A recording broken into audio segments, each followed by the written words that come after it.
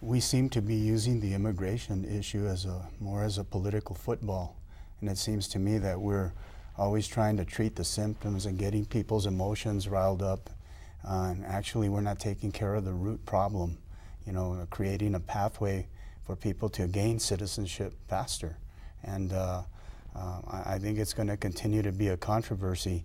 I think you already led us into a little bit of what's going on in Austin, but a lot of people here in Texas, Latinos in particular, have great concerns that the SB 1070 bill that was passed in Arizona, where the states are trying to enter into the domain of national government for immigration purposes, might be a possibility here, that people are getting interested in sponsoring bills of that nature.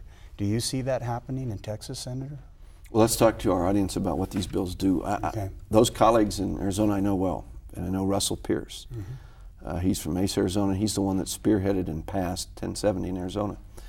And basically, in the vacuum created by the lack of leadership to evolve a workable immigration system, they're trying to come with 50 state approaches. It's just wrong. Not only is it wrong, it's unconstitutional. I think every one of these bills will be found unconstitutionally preemptory. It's taking over what the federal government should do. Arizona's is already on hold. It's gone up to the Ninth Circuit. It's on the way to the Supreme Court. I think it's lost at every stage as being violative of the United States Constitution. But it's happening. And what it is, frankly, truthfully, is a racist backlash. You see it in politics. Seems like we do this every 50 years in the United States. First it was the Irish, and that played itself out on the East Coast, and it was the Catholics and the immigrants in the Midwest, in the era of the Know-Nothings, then it was the Chinese and Japanese Americans in the early part of the 1900s. And now it happens to be Mexican Americans and Nicaraguans and the folks from South America that are the brunt of what I call the racist elements of American politics, the dark side of American politics. So I prefer to say, what are we trying to fix? What's the problem? We've got an immigration system. We have to secure our borders. Everyone would agree with that. You got 12 million folks here that are undocumented, and we need to have a path for them to get documented, a way for us to know who's here in this country, and to bring them out of the shadows so that we've got them. They're already doing, and have been doing for decades, work in this country. We've got a system based on quotas instead of based on labor. What are the labor needs of this country? And we've got a system that is, frankly, thwarting talent. Talent looks up and says, why would I go to the United States when I can make a bigger contribution in Canada, for example? So we're actually violating core principles and values of the United States in the current system. What racists are doing, and I'm saying this is a very tiny minority of extremists in the Republican Party, and I have many friends in the Republican Party, great colleagues, and some of my best friends in the Texas Senate were actually in the Republican Party. But what a tiny minority is doing is playing this up to get votes, and they're doing it and doing it again. House Bill 12 will pass in Texas. It'll be on the governor's desk. It's a bill being labeled as, we don't want sanctuary cities in Texas. The governor's been unable to identify any sanctuary city. In fact, he doesn't really know what he's talking about when he lays out the concept. But basically, the net effect is for law enforcement to do state-sponsored racial profiling. And if you and I are stopped on the streets of downtown El Paso, and we're walking together, and we've jaywalked, there will be a question to you about your citizenship because you're a little morenito, más que yo. And the question's going to be based totally because of the color of your skin. And so there'll be disparate and discriminatory treatment of, frankly, the majority of citizens in El Paso, Texas. And 1 in 5 Texans will receive the same treatment, whether you're black or brown. And it's wrong. It is a wrong approach to first let states evolve immigration policies, and it is antithetical to good criminal justice approaches to racially profile. It will create folks that do not want to participate in making complaints to the criminal justice system because they're going to perceive that they're going to be treated differently. There was a great mayor here, my good friend, in fact the current senator, my good friend.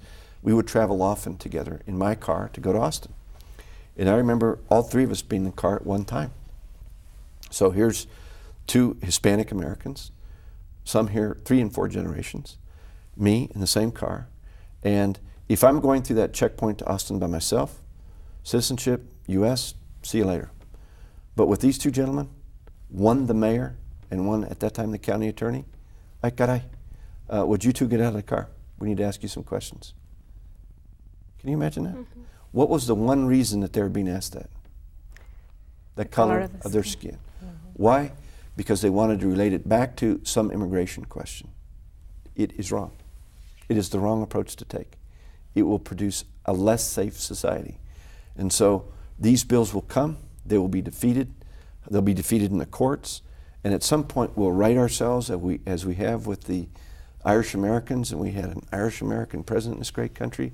We'll right ourselves as we did with Chinese and Japanese Americans, and actually bills across different West Coast states to make reparations.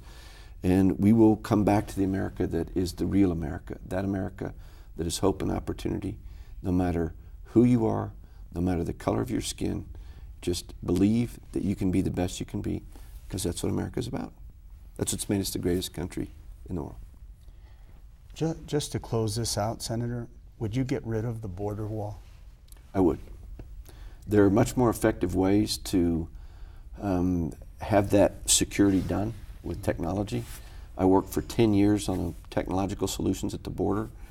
You can make the border much more safe, much more fluid, transparent, and you can understand who the bad actors are versus the good actors. I liken it to a haystack, and you're looking for a needle. And at our border, we've stopped the entire haystack, but still haven't found the needle. But the whole haystack is in the line, right? So the question is, how do you evolve technological approaches to focus your resources on the real risk? The risk is the needle, it's not the rest of the haystack. And so what that border wall has become from Juarez to Buenos Aires is el muro de odio. It is the wall of hatred. It's become a symbol of that dark side of American politics. And I believe there will be a time when that wall is taken down. I think without doubt it will be taken down. No wall in history has ever proved to be effective with respect to migration, ever. And so the better approach is to evolve systems that are both fair and just and effective, and they'll work better. I heard a story once that said, show me a 20-foot wall and I'll show you a 21-foot ladder. You know, I think who said that was Janet Napolitano when she was governor of Arizona. Yeah, it could be. I think she did.